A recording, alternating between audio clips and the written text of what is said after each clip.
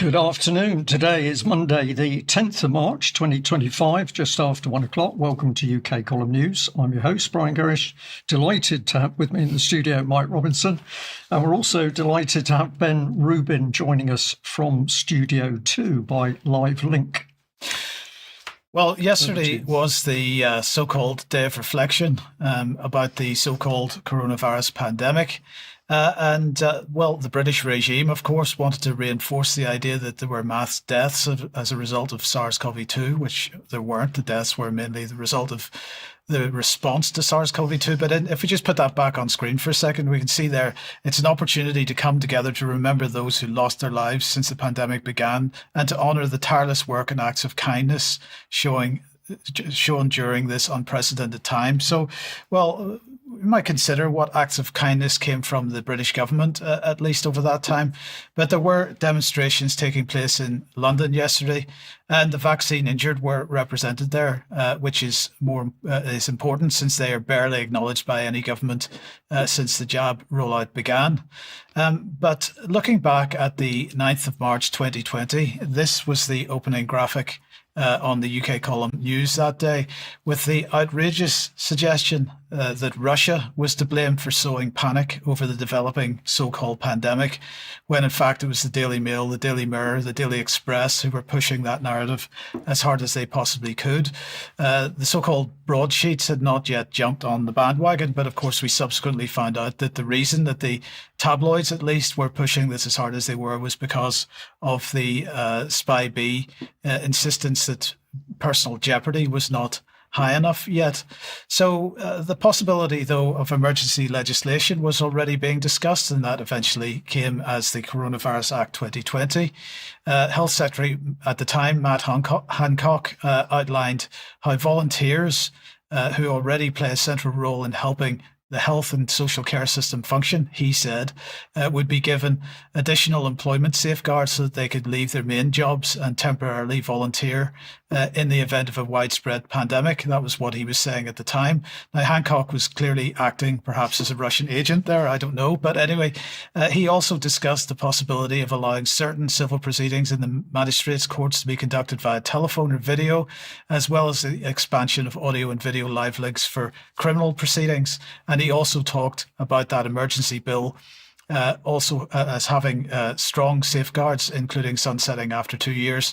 And the government at the time made it clear that it was only proposed, that these were only proposed measures if needed, based on clinical and scientific advice. And of course, not very long after this, we got the emergency legislation, we got the lockdowns, and we got the rest.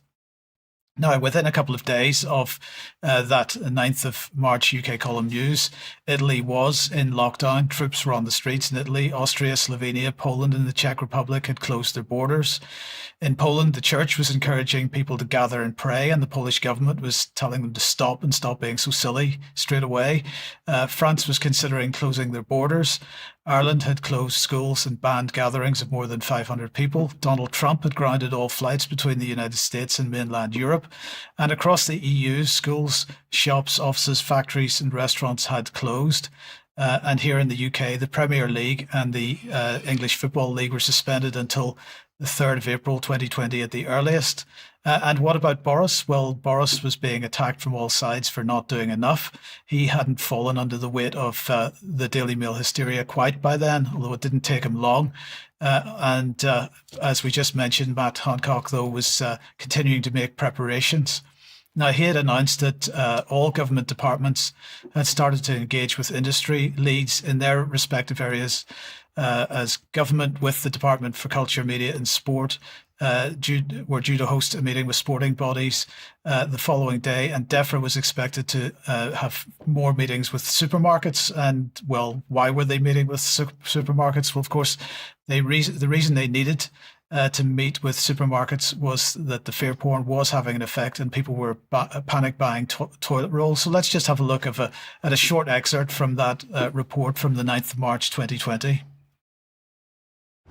what's going to happen about this, because coronavirus stockpiling, according to the Mirror, what each UK supermarket is rationing as panic buying continues. And the image on there is a customer notice. We're saying that due to higher than normal demand, we've been experiencing some product shortages. In order to support as many customers as possible, they're therefore putting limits on the number of toilet rolls that you can buy to 4 packets in one effort. That's all you're able to get. But we don't need to worry, because the Guardian here is saying 9 reasons to be reassured. And they're saying really that the hype over this, the hysteria, is coming from social media. No criticism in this Guardian article for the Daily Mail or the Daily Express or any of the other mainstream newspapers that are pushing this in a really insane direction. But this Guardian article here, which is headlined "Coronavirus, 9 Reasons to be Reassured," gets even better, because at the end, they say this article was amended on 7th of March 2020. An earlier version wrongly stated that, quote, "a solution of ethanol, hydrogen peroxide and bleach will disinfect surfaces. It is dangerous to combine such substances." It now states correctly that a solution of ethanol, a solution of hydrogen peroxide, or a solution of bleach will disinfect surfaces. David, you seem to be losing it there, and I can quite understand why. Oh, it's just so funny. Can you explain to me, why does coronavirus mean that everyone buys toilet paper, but the beast from the east means that everyone buys bread? I mean, we were clearly having fun with that at the time, and the fun didn't disappear. But we still need to remember, I think, that in the following months and the years, as they went past it, the situation became somewhat darker as lockdowns and vaccine mandates were brought in.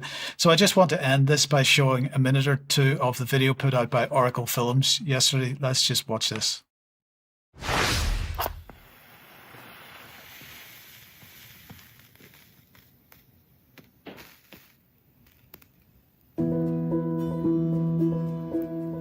March the 9th, 2025. A day of reflection, set aside to remember the friends and loved ones lost to COVID and the sacrifices that we all made. Remember? Of course we do. But do not betray those who every day bear the consequences of a flawed vaccine rollout. The vaccine injured have been marginalized, even scorned by the medical profession, the media, politicians, the very people who persuaded them to take the jabs in the first place. They hoped that the COVID inquiry would provide answers, some truth on which to build. Instead, they met a familiar brick wall. What we cannot do is make precise determinations in relation to whether a specific vaccine is safe, or determining matters of causation where death or injury has resulted from specific vaccines. Safety is a relative concept, and any determination, if it could be made, would serve no sensible purpose. It's outrageous what's happened with the UK COVID inquiry. It's turning into a whitewash and a complete waste of public money. Many issues could and should have been addressed. Not least, were the public deceived over millions of AstraZeneca jabs which were actually a relabeled Indian-made brand Covishield close to the expiry date? We'll investigate that shortly. Now, that's just a couple of minutes from about 18 minutes of release from Oracle Films. If you haven't seen it, go and watch the full thing. It is fantastic, and Oracle does deserve your support. So if you can, help them out as well.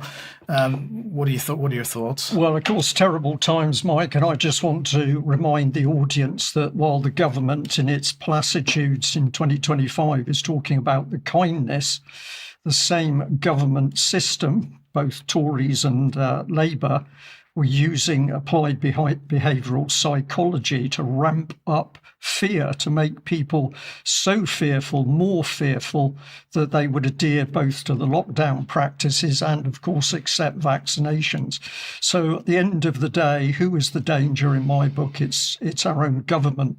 We need to start questioning. But tragic events, and good to see so many people out on the streets. Well, let's move on to something else that seems to be taking place in order to capture the whole of society in UK, and that is the 100-year partnership with Ukraine. Now, I've got some interesting headlines here. You might not actually recognise these two newspapers, and I'll give the answer for you because both these newspapers, The Week Junior and First News, are newspapers specifically put out to target children. And if we look at the front page, this is clearly, in my opinion at least, a brainwashing exercise to get young children with no ability to understand the geopolitical events taking place and the brutality of the war to drill into their heads that Ukraine and Zelensky means peace, prosperity and a future for UK. But a few days ago, we were reminding the audience that there was a call for evidence over the Ukraine 100-year partnership agreement. This is part of the document on screen, but the deadline is actually today. Now, I want to say that we put out this, we alerted people to what was happening. In just a moment, I'm going to be talking about one of the UK column audience who decided to take action.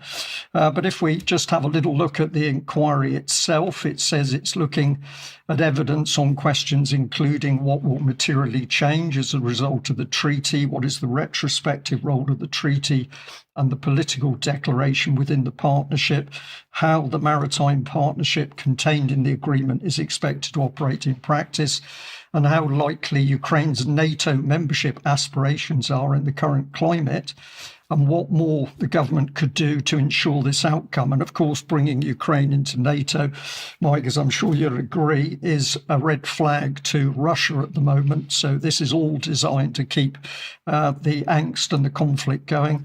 And lastly, it says, how does this agreement relate to the wider issues of security guarantees for Ukraine?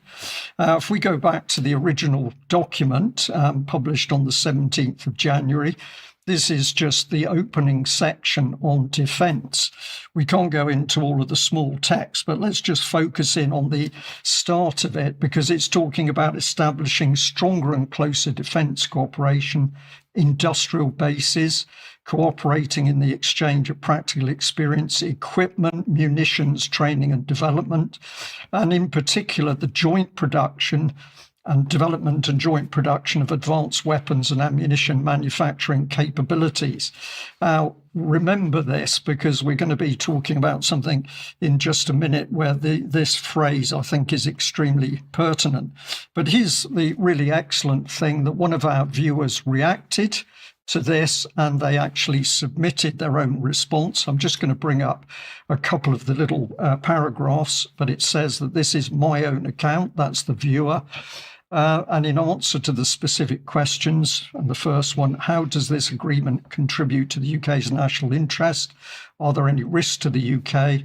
Our viewer says it does not contribute in any way to the UK's national interest and instead creates risks by consolidating the belligerent position taken by the current and previous governments, which deliberately rules out finding peaceful solutions to the conflict between Ukraine and Russia. And this individual then went on. This was another section. What will materially change as a result of the treaty? Under Article 1 of the treaty and Pillar 0.1 of the declaration, what will materially change is a further enmeshing of the UK into the Ukraine-Russia conflict, underwritten by military assistance of no less than $3 billion a year until 2030-31. No money for the public, but $3 billion a year for Ukraine, and for as long as needed. For Ukraine's current regime, this brings further hardware and technical assistance for their conflict. For the UK, only a further strain on already imploding public finances and the appalling prospect of conscripting young British men and women as peacekeepers. I wonder what the effect would be if we had 1 million people putting this type of response in. But let's just do the last bit here. Are there other aspects of this treaty or political declaration that you consider notable or could have significant policy implications? It is notable only for its arrogance, hubris, and ultimate irrelevance and should be scrapped. Declarations such as Article 4, claiming the parties will strengthen economic inclusivity, supporting efforts to reduce inequality, tackle poverty, and leave no one behind, ring particularly hollow at a time when ordinary citizens in both countries are struggling with the consequences of government decisions that do anything but address these issues. So I've got to say, Mike, I think this individual was absolutely spot on. There's more really good comment, but this particular person stepped up and made the response, which is the reason that we alerted people that today was the deadline. So this is very encouraging to see. But in general, we don't need 1 or 2 or 10. We need thousands of people to be challenging in this way, because it does produce immense pressure on the government. Now, we'd also like to thank another UK column viewer for a tip-off in relation to this particular defence manufacturer, MBDA. This is just part of their website, very glossy. Excellence at your side. And I was fascinated to have a person whisper in my ear that there were some very interesting things going on around this particular organisation. Now, just to give you a bit of background, this is what they have to say about themselves on their website, that they're a European, that's a very interesting expression, a European leader in the missile industry. About us, number 1, it's a unique multinational European group, a world leader in the field of complex weapons systems. And MBDA and its 18,000 employees work together to support, now listen to this phrase, the national sovereignty of our home nations and their allies. Mike, I'll ask you here, a bit of a low ball, but what's your opinion of what our home nation means? I don't know what they mean by it, but our home nations is European. I mean, we're talking European Defence Union here. Well, of course, you got it in one, but of course, many people would believe that our home nations might be talking about England, Scotland, Wales, and Northern Ireland. You've hit the nail on the head, because this is not talking about UK. This is talking about Europe. They go on to talk about visions and strategies. It says it's a European group capable of designing and manufacturing complex weapons to meet the full range of current and future operational requirements of the 3 armed forces. And here, thanks to our 50 years of expertise and our recognised technical mastery in designing missiles and missile systems, we develop and deliver increasingly advanced defence systems to meet all types of threats. Now, the tip-off was very interesting. We could call it an allegation at this stage, but I'm sure more will come to light, because I was pointed at the sites of this company. So this is their map. They're in Bristol, they're in Stevenage, close to London, but this is the site of interest. Bolton opened in 2017. And let's put a bit of comment in this now, because we've been informed that 191 million has been allocated for a new missile production facility at MBDA Bolton. And if we add a bit more to that, we understand that the deal was signed before the Labour government took office. And when complete, the new unit that this money is going to facilitate will make it a major weapons manufacturing facility in the UK. Now, interestingly, the tip-off included some questions about what the potential implications of this were. And I'm going to bring these up on screen. People may have their own views. But the first point was, because of the stage at which this was signed off, that the inference was that the defence budget increases have been in the pipeline for a long time. Also, that the defence strategy is non-party political, so it doesn't really matter if there's an elections and the parties change. The defence strategy is going to continue, particularly the strategy against Russia. And number 3 here, the war conflict or threat of conflict is clearly for an extended period of time. We can see this by the amount of money being put into this facility. Number 4, and this I found particularly interesting, as with the COVID decision making, the government it's asked as a question, is the government with its politicians as facilitators? Is there something above the government which is putting this policy in place? It's certainly not the politicians bringing this forward. And the last one is that the EU Defence Union was always the end goal and has never been off the table despite political claims to the contrary. So I think some pretty astute comments there. And I just thought I'd bring this up on screen. This is Dominic Cummins, who's been posting on X or tweeting. Good to see number 10 copying vote leave on 2 baby steps, whacking the corrupt aid budget, and extending the review across all security, including agencies and single intelligence accounts. The mod doesn't have the answers on espionage, cyber, but if number 10 really wants to make huge progress, there's an easy way. This is what caught my attention. Get 5 to 10 of those who participated in the highly secret part of the 2020 review, from which Wallace, that's Ben Wallace, was totally excluded because he's such a security risk, to go through all the programs the mod and forces admitted were screwed and should be closed. After we left, these documents were shredded, and Trolley Wally stole the money for the future to keep ploughing in all the disasters like Ajax and Watchkeeper. So the mod get even more awful for 3 years.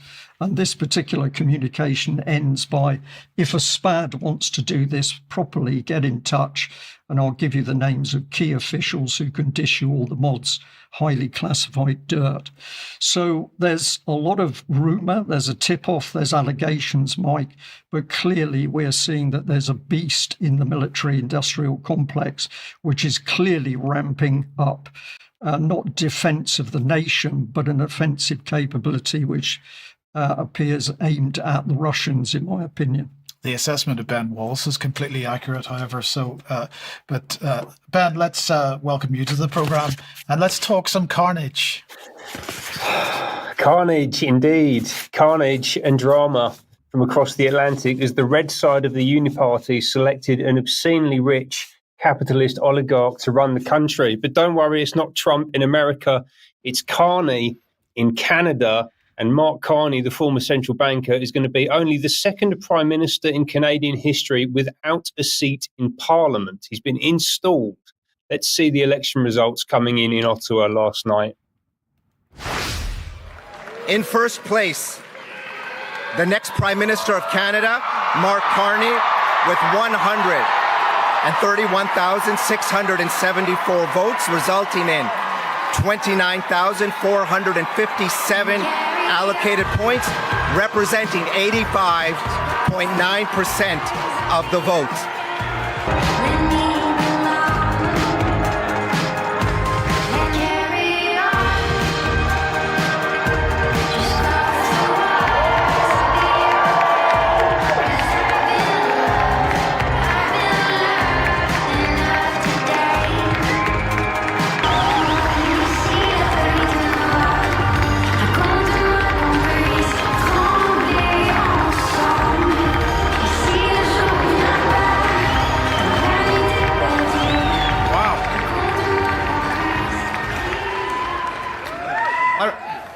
Prime Minister, I think it's clear we should just skip a generation.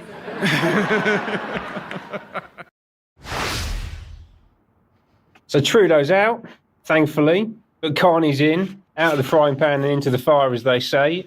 He won a landslide, a Liberal landslide. He's been voted for by the party. He won 85% of the vote. But who is he? So he's been presented as an outsider, certainly a political outsider, but he couldn't be more establishment if he tried, actually. Let's have a little look at his background here. So comes from a political family. His father, Bob Carney, ran as a Liberal candidate, but lost to the Progressive Conservatives, whatever that means. He went to Harvard and studied economics, then got a PhD from Oxford, played a lot of hockey, talks about that all the time. He then spent 13 years at Goldman Sachs, and then went into a series of positions in the Bank of Canada and the Finance Department of the Canadian government, and then was actually tapped to run the Bank of Canada in 2008, immediately before the financial crisis. And then his stellar handling of the economy through the financial crisis gave him a platform to step up and start talking about global governance and the transformation of the global financial system at places like the World Economic Forum, where he was on the board for about 15 years, actually. He's a big-time WEF guy. And that's been his life for the past sort of 15 or 20 years. In particular, he was voted a Time most influential person in the world in 2010, alongside Lady Gaga and Bill Clinton, various other people like that. So you kind of get a sense of the individual, and he's not just a central banker, right? Importantly, I mean that would be a significant development for the new leadership of a country for someone to be a central banker. But until yesterday, he was the president of the Group of 30, right? So this is the oversight board for the global financial system. They basically provide governance to the Bank of International Settlements. You can see him in the front row of this image here. They've actually already taken him off the members page of their website, interestingly. It's probably a good idea. He's still highly influential across the private sector as well. So he's an independent director at Stripe. Stripe's become basically the de facto global payment platform. It runs digital payments across the whole of the internet. I believe UK Column use it, Substack use it. It's used absolutely everywhere. And that gives him a huge amount of visibility over trade flows online, right? I mean, this guy's really ensconced in the top levels of the banking system. He's a Bilderberger. He's actually listed still as a former member on the Bilderberg website. He's a close friend and confidant of Linda Rothschild. We can see him squiring her around the Vatican here when they went to meet the Pope a couple of years ago. And he's extremely opinionated on issues like net zero. We will not get to net zero in a niche. It requires a whole economy transition, right? So this is the big global economic transition that we talk about a lot. He's absolutely front and center in this. And he's absolutely adamant that companies that don't adapt, including companies in the financial system, will go bankrupt without question if they don't adhere to net zero policies. So this is an astonishing guy to be put into a leadership position of a country like Canada. And I would just say that they're just really not hiding it anymore. Indeed, they're not. I was lost for words as you were going through that, Ben, and just thinking incredible that we've now got the full power of the banks absolutely controlling anything, everything, and anything in one particular country. How could they have done it in Canada? I don't know. Let's move on. A big thank you to everybody supporting UK Column. And if you like what we're doing, then please support us. There are a number of ways of doing it. You can make a donation. You can take out a monthly membership or an annual, or you can take out a lifetime membership. And thank you very much to the people who've had the confidence to do that. We certainly appreciate it. If you haven't been there or haven't been there for a while, have a look at the UK Column shop, because a purchase also helps what we do. And as we like to point out, we do stock health products from Clive de Carle, and we make a small percentage on that. But the key thing to remember is what we're putting out in the news is there freely available for people to share. And it is clear that despite censorship via YouTube and Facebook, our information is being widely shared. And a huge thank you to people who are watching us from overseas and sharing our material. Now, I'd also like to say that UK Column on location in Cheltenham is shaping up very nicely. We've talked about the speakers, of course, over the last few weeks: Catherine Gunn, Alex Thompson, Patrick Henningsen, Raja Mir. And I'm delighted to be joining that lineup myself. I think it's going to be a fantastic day. And the important thing is we're aiming to make this relaxed. There is time between the speakers. We've got some really interesting socializing, which will be happening during the day. And we have taken note that people say, can we at least speak to you after the event? So there's going to be opportunity in a bar area after the main day for us to relax, talk to each other. And of course, we have said if you've got an instrument and you like to bring it along, a musical instrument, please do. But it's going to be a great day. And if you haven't bought a ticket, then you need to do so because tickets are going very quickly. Now, I'd just like to say that a reminder, really, that I've had a series of interviews with mothers who've had their children snatched by the UK state. I know this is a very difficult subject for a lot of people, but it needs to be talked about. And I'd just like to say that a few days ago, I was able to interview Leah Summers, who's a lady who's worked alongside Gloucester Social Services. She is now a whistleblower. She's lost her job. But in her comments and conversations with me, this is something that absolutely stuck in my mind. She described the activities of the social services in the Gloucester area, at least, as being, quote, brutal. And this is really the nub of it. We need to get the top off before the government takes more children unlawfully. And if you think you're safe because of your income or your professional position, then you need to think again. Okay, Mike. let's move on. You'll be absolutely delighted to know that the former government minister, Lord Willits, has been appointed as the first chair of the new Regulatory Innovation Office. That sounds good, doesn't it? And this is going to lead a team focused on bringing emerging technologies like drones delivering medicines or AI training software for surgeons to market quickly and safely to improve lives, just to quote them for a second. Now, the example that the British government gives to launch this is new drones, but drones mixed with healthcare, of course, because drones, they say, are already cutting blood delivery times from 30 minutes to just 2 minutes, speeding up testing turnaround times to improve NHS productivity. I mean, it couldn't get any better. So the focus on this is an organization called Apian. This is founded by NHS doctors. They work with global drone company Wing to fly blood samples from Guy's Hospital to Synovus Lab in St Thomas Hospital for urgent testing. And this rapid turnaround, they say, this service supports some of their most vulnerable patients, ensuring they have the best possible care.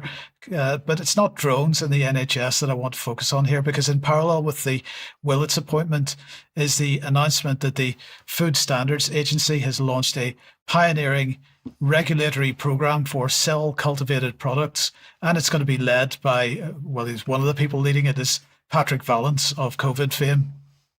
So what are we talking about here? Well, they're calling it food, which is not a word that I would apply to it, but nonetheless, as you can see on screen here at the moment, they're saying this is a new sandbox program funded by the Department for Science, Innovation and Technology's Engineering Biology Sandbox Fund, which will make sure cell-cultivated products are safe for consumers before they're sold, while supporting innovation in the sector. So this is very much the MHRA model, convincing us all that it's safe to eat lab-grown meat and other lab-grown materials, while at the same time making sure that they reinforce the industry as it develops.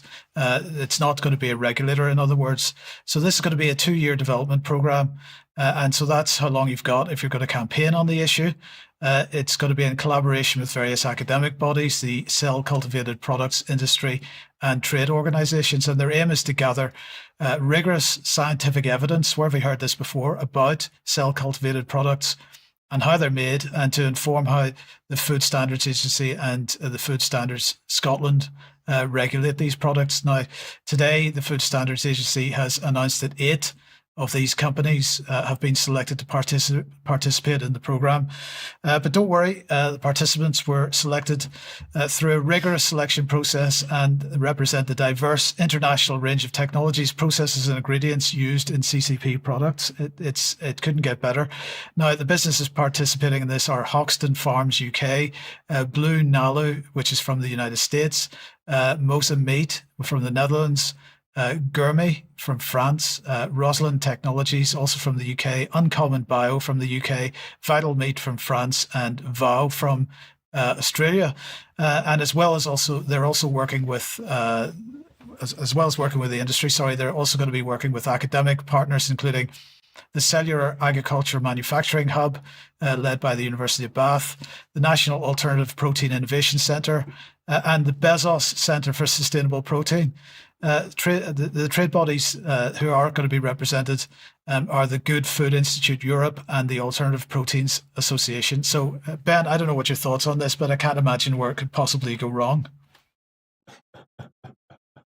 Absolutely nothing good can come from a program such as what you just described. The sandbox bit, that's terrifying, right? So the sandbox is basically, it's literally like a children's sandbox, so they can get in and they can play and they can make shapes and do, have a bit of a mess around with. So that's literally what they mean, and it'll be a regulatory and a technology sandbox in order to help them think through all the potential blockers to actually making it happen. They'll just push them all out of the way and then they'll roll that thing out into society. What an absolute nightmare. Anyway, what was going on last week? It was all the Zelensky, Trump in the Oval Office for about 10 days, wasn't it? And Russian spies on the cover of newspapers over the weekend. But that's not actually what was going on last week at all. This was going on last week, amongst other things, the inaugural UK-Ireland summit. This is a really big and important meeting to talk about security and growth at the centre of this special relationship that is being established between the UK and Ireland. It sits right at the heart of the public-private model, which is fascist. We use this quote all the time. Fascism should more appropriately be called corporatism because it is a merger of state and corporate power. And the grand convening of state and corporate power took place last week at the EY office up in Liverpool. EY is a strategic partner of the World Economic Forum. And this gentleman, Rohan Malik, who's very close to Starmer and Rachel Reeves, he's the EY EMEA and UK&I managing partner for government and public sector, which means that he leads the public-private partnership bit across the whole of Europe, Middle East, India and Africa, and especially here in the UK and Ireland. And he loves going in and out of number 10. And he was there to greet the Prime Minister at the government summit. Why are they holding a government summit? Does the UK government not have any buildings in Liverpool? We've got no offices up there. We've got to do it in the EY office. I mean, what's all that about? Right. And Malik's there. He's saying how fantastic it is to greet the Prime Minister.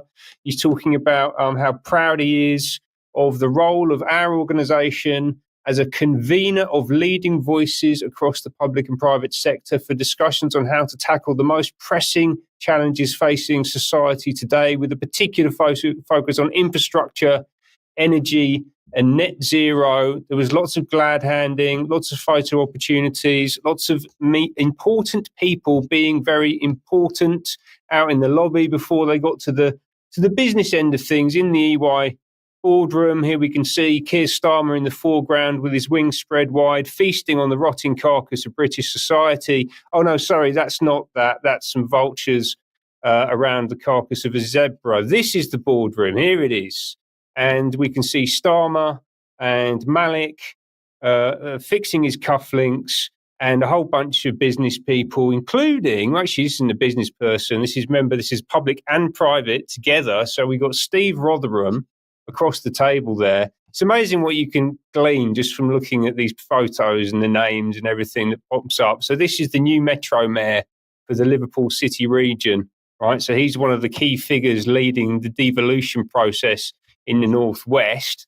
And then sitting immediately next to him at this very important meeting, we had this fella, Jerome Frost, who's the chair of ARUP. Right? We talk about ARUP quite a bit. They are an extremely interesting British company, structural engineers. They basically make the dreams that architects sell reality. And they've built a huge number of really iconic international buildings, the Sydney Opera House, Coventry Cathedral, the King's Cross redevelopment. They're big on the Crossrail initiative, and they've gone all in on sustainability and net zero. And ARUP sit absolutely at the heart of the complete physical and technological transformation of, importantly, our cities, right? Because really this is about the implementation of the 15-minute city, connected city agenda, which is a World Economic Forum agenda, and ARUP are a partner of the World Economic Forum, just like EY are, right? These convenings, these meetings is how World Economic Forum policy is implemented into the country. This is how it happens. And these people sit absolutely at the heart of it. This is the global fascist system. And it's not just the WEF, it's C40, importantly. So Arab actually signed the COP agreement, the original Paris Climate Agreement at COP21 back in 2015. Arab were co-signatories of that. And at the same time, they established a formal partnership with C40 cities, which is the Global Confederation of Mayors, which is currently co-chaired by Sadiq Khan, that Steve Rotherham from Liverpool will be very closely linked into. And that was ostensibly, C40 ostensibly set up to solve the supposed climate crisis. And Arab and C40 have been issuing various reports. We spoke about this last year. So this is the future of urban consumption in a 1.5 degrees C world. And they talk about the huge risks apparently faced by humanity between now and 2050 if we don't pay loads of money to Arab and their mates about things like sea levels rising and food insecurity, interestingly. So the stuff that Mike just spoke about will absolutely be part of this agenda. Issues like extreme heat, that kind of thing, right? And importantly, really importantly, for regular viewers in particular, Arab and EY are both very, very, very closely linked to Common Purpose. I've spoken about this extensively with Brian, and obviously Brian and Mike have both spoken a lot about Common Purpose over the years, and they are in the background, but I believe absolutely central to what's happening, and we're going to be talking more about them over the coming weeks to bring them back into frame. And what I'm also particularly interested in, and I think this needs much closer examination, is this Irish relationship, right? So actually, if we look at the statement that Jerome Frost from Arab put out, we can see at the bottom here, I've jumped ahead. We can see it's great to see the UK and Ireland partnerships being forged for the future. And Ireland, as people will be well aware, is going into absolute meltdown at the moment. I would say that it is far in advance of where they probably want to get the UK to be. And there's some, we're entering extremely dangerous territory in Ireland and also in this country based on the direction of travel that these people have been taking us down. And Starmer in particular has got an extremely close relationship with Ireland. He's very interested in it. He spends a lot of time there. He has a real cultural affinity for it. And apparently he's the most Irish Englishman here, according to an Irish newspaper. And both he and Sue Gray and Morgan McSweeney and Matt Doyle and many other people in the current administration have got links into Ireland. I think it's important for us to look at that and understand what the implications are for the rest of the UK. Ben, thank you very much for that. Well, perhaps Ireland should be grateful they haven't been locked into a 100-year partnership with Keir Starmer and his mates, but maybe that's for another discussion. But while all this goes on, what about King Charles? Because, of course, he's fully in bed with everything from the World Economic Forum to these huge global corporations that are the builders, the enablers of the World Economic Forum policy. What has he been up to? Well, let's have a look at the important things he'd like to communicate to the ordinary people, the little people. So here's BBC. The King reveals his playlist from Marley to Kylie. This is the important headline that you should remember, and he's there at his desk with an on-air sign. If we just bring the subtitle on, the King is putting out a Commonwealth playlist from reggae to disco. So if you're an ordinary person in UK, don't worry that the country is absolutely being destroyed around you to head to Build Back Better, because the King is going to keep you occupied with a little bit of music. Let's hear the words from him, from the man himself. Throughout my life, music has meant a great deal to me. It has that remarkable ability to bring happy memories, comfort us in times of sadness, and to take us to distant places. But perhaps, above all, it can lift our spirits to such a degree, and all the more so when it brings us together in celebration. In other words, it brings us joy.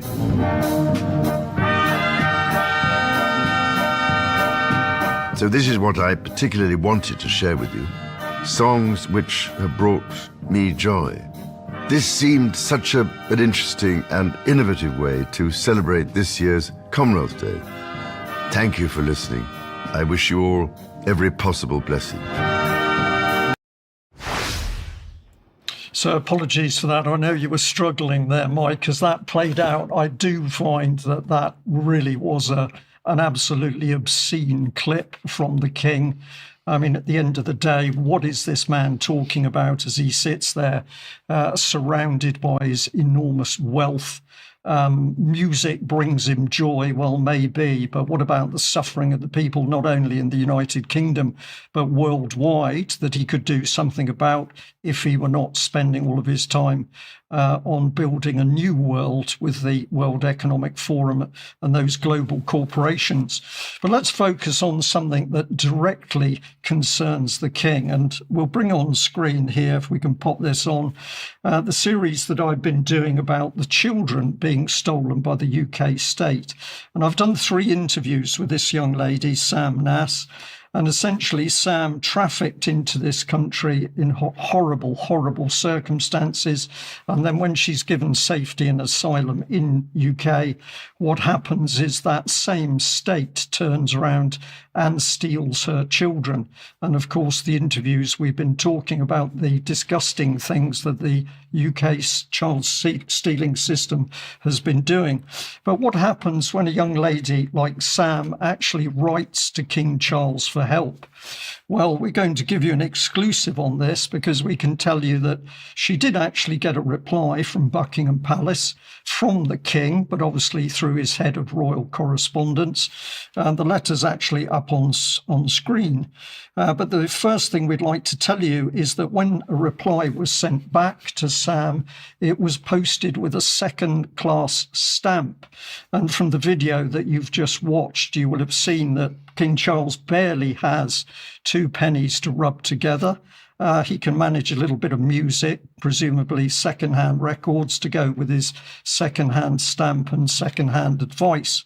And if you're not sure what a second-hand stamp looks like, second-class stamp, this is where we go to Royal Mail, and we're looking at something like this. So pretty appropriate.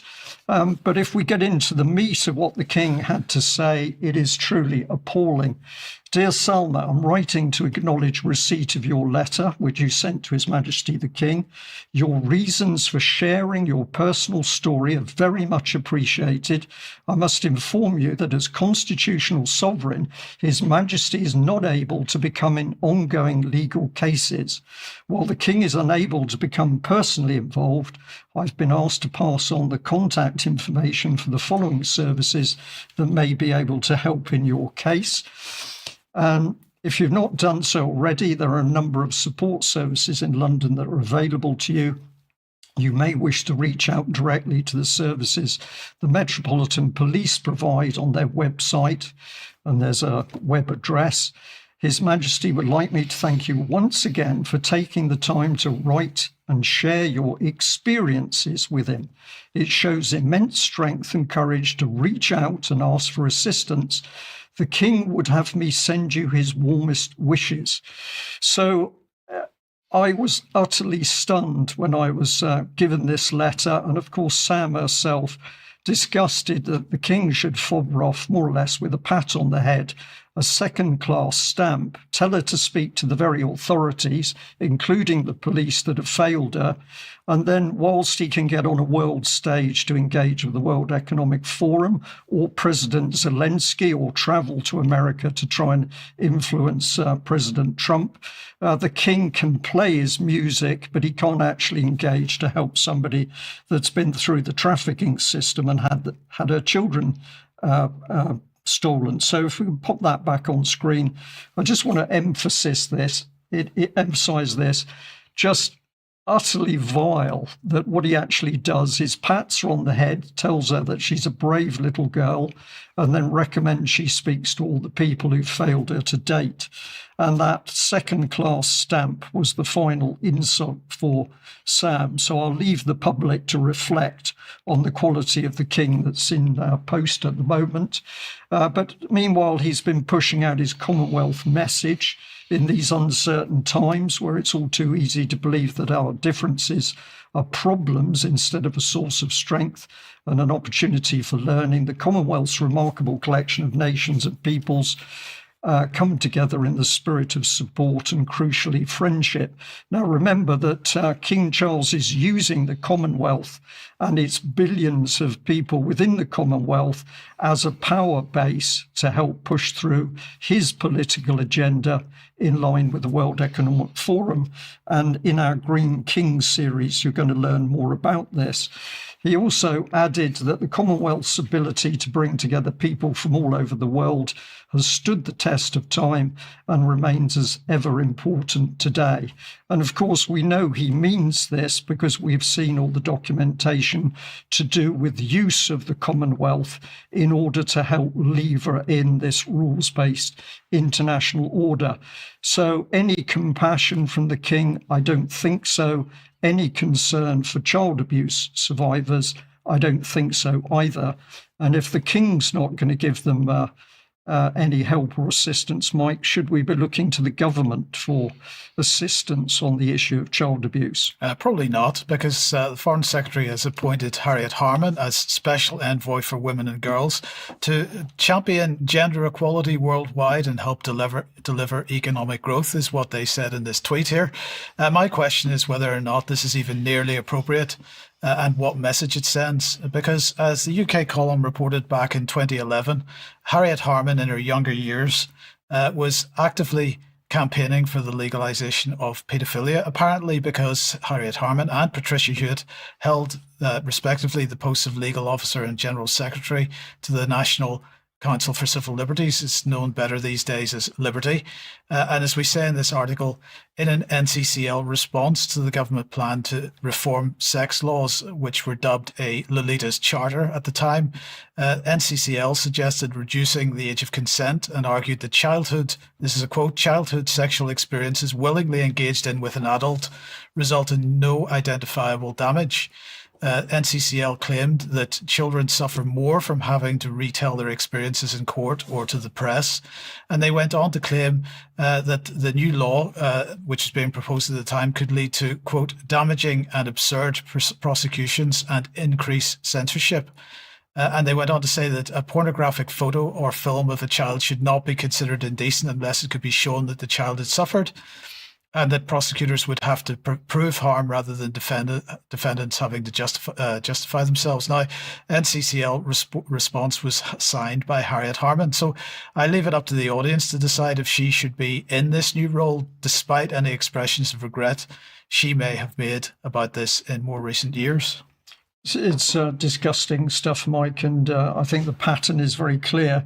I'll just end this segment at slightly different subject, but if our children are not safe, if our children are being stolen from us, our livelihoods, wealth in the family is being hoovered out by successive governments and now Keir Starmer, I just wanted to bring people's attention to this, and that is essentially over a quite a long period, the UK column has been alerted to crimes within the legal system which are going unchecked by the Solicitors Regulation Authority.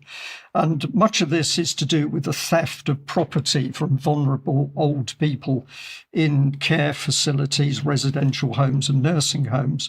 And an individual who's done a huge amount of work having a look at what's actually going on has pointed out to me that if we go back to the Legal Profession Act of 1974, this act regulated the admission of foreign lawyers into the UK legal profession. By this time, Commonwealth lawyers, including those from India and Pakistan, could qualify as solicitors or barristers in England and Wales. And he's also pointed out the deregulation of probate services, 1980, Over time, probate work, which involves managing the estates of deceased individuals, became a lucrative sector. Historically, probate has been controlled by solicitors and specific legal professionals, but reforms in the 1980s and the 1990s opened the field further. Now, what this individual is warning about, and the individual has done huge research in amongst these organisations himself, is that foreign lawyers or people who claim they're legally trained are coming into UK. They are being given bona fide positions within legal organisations. They're undertaking criminal activities, and then if the heat gets too much, they leave the country, thereby escaping prosecution. And the individual says the key point is that the Solicitors Regulation Authority absolutely aware of what's going on, but the scale of it is so massive that they claim they haven't got the resources to deal with it. So we're not pointing a finger particularly at those who've come in from India or Pakistan. What we are saying is that it is clear that people are coming in from a number of countries with questionable legal qualifications, and where criminal activity is taking place, the Solicitors Regulation Authority and indeed the police are simply not investigating. Children not safe, property not safe, old people not safe. Indeed. Now, Ben, let's move on to hubris. Not just hubris, Mike, although hubris will figure front and centre. Hubris meaning overbearing pride or presumption or arrogance, accompanied by misandry, which is hatred of men. And we're going to have a little bit of, dare I describe it as fun in this last segment? Maybe, we'll find out. And we're going to centre it on this image to start with, which is the School of Athens by Raphael. It's been described as his masterpiece and the perfect embodiment of the classical spirit of the Renaissance. It brings together some of the greatest thinkers of antiquity in one image, but there's a problem. There's not enough women in it. So one brave group of ladies decided to do something about it. Let's find out. We almost couldn't get anything that was more the pinnacle of the canon of art history than this. The original painting is set in classical ancient Greece with 50 men in it, including Plato and Aristotle and, Pythagoras and people like that. And we just thought, the thing that's incredibly missing from this image is women. We are in the museum building at Trinity, and we are here to try and recreate Raphael's School of Athens fresco image. So I think it's going to be fun getting everyone up in togas, and they're going to recreate it here. Let's put the focus on women, let's celebrate women, let's have women supporting women, and move out of the way, guys. So Trinity College is like the classical embodiment of academia in Ireland. And so we want to, if you like, storm the pinnacle by bringing all of these women in here, posing them in costumes and poses roughly reminiscent of the original Raphael painting. It's almost exactly 120 years since the first female undergraduates were permitted to cross the threshold of Trinity College, and look where we are now. So this is really a celebration of women in the academy and the extraordinary research and reach, I suppose, that women in Irish society now have across all disciplines. If we look around these hallowed halls today, what's amazing to see is a whole different population and cohort of people. Yes, women, but also thinking about women from other backgrounds and communities, whether that is disabled women, whether that's queer women, whether that's trans women, whether that's women of colour and of different religious backgrounds. And I think it's both an acknowledgement of the changing in society, the changing in education, but fundamentally the changing of Ireland. Okay, so it's difficult to know where to start with that, to be honest with you. Like, let's go back to the original image. Yeah, importantly. So this is the School of Athens. This is the picture that we've just seen recreated. And in this image, we have Ptolemy, Socrates, Pythagoras, Archimedes, Diogenes, Plato, and Aristotle, and others. So these are men that have influenced everything that we have, right? The whole of Western civilization. They laid the intellectual, philosophical, mathematical groundwork for science, for the arts, everything that has gone on to become Western civilization over a period of more than 2,000 years, right? And actually, it was about 2,000 years after the birth of Plato that Raphael painted this piece. So he painted it between 1509 and 1511. And this was to honor these men, these great thinkers that he placed into the painting. They didn't place themselves into that painting. They were put into it by Raphael, and they were put into it by history, by posterity, right? And importantly, we have Plato and Aristotle at the absolute center of it. Plato on the left in the red robe, Aristotle on the right in the blue robe. And you've decided to replace them with yourselves, right? So this is Mary Robinson on the left, and I've spoken about her a lot over the past few weeks. So she's running the Dandelions. She's part of this Connected Women Leaders program, and she's decided to participate in this and to place herself in the position of Aristotle, and then in the position of Plato. On the right-hand side, we've got a lady called Linda Doyle, who's in the video there, who's the first female provost of Trinity College in Dublin, and the building that they're in is the museum building at Trinity College. Right? There's something about this which is just really difficult to understand, like quite why you would put yourself into these positions. Right? Who's behind it? So if we get the image back up on screen, the ladies to the back right of the image, there's 7 ladies there. That's Nekalia, and that is an art group. Nekalia. I've definitely said that wrong. I had some coaching from Alex Thompson on how to say it, and I think I've completely messed it up. So I'm sorry, Alex. But that basically means the witches. Right? So we've got an art group called the Witches who've decided to construct this thing, and they've replaced all of these great thinkers of antiquity with a bunch of their mates, basically. Right? So if you look in this picture, and we'll put a link to the website, so you go and have a look at it. There's a key which shows that it's a lot of social activists, postmodern professors, local government officials, people affiliated with the UN. And I think this is just a great insight into what is driving a lot of this, the female agenda, to be honest with you, not by all women, but by some women. And it's the kind of women who would put themselves in an image like this and replace Plato and Aristotle with someone like Mary Robinson, for example, Anyway, enough on that for now. Yeah, we'll talk about that in extra, I've no doubt. But Ben, I noticed the only thing I have to do to join the club is to say that I'm a woman. Oh, indeed. Okay, what is a woman, Mike? We're going to... Go ahead. No, that's okay. That's fine. I was just saying, I think we'll end the UK column news there. For me, it's tragic that we have women being pulled into this sort of activity, and yet they cannot defend their own children in the UK, at least. But more on that in extra. Huge thank you to our audience today, wherever you are in the world. Thank you very much for joining us. Spread the word, spread our information. That's why we do what we do. And Mike and Ben, thank you for joining me in the studio. We will be back for UK Column Extra in a few minutes.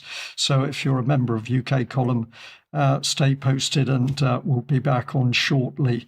Otherwise, look out for the interview going out tomorrow, that very brave lady at 1:00. Thanks very much. We'll be back for the news at the same time on Wednesday. Bye-bye.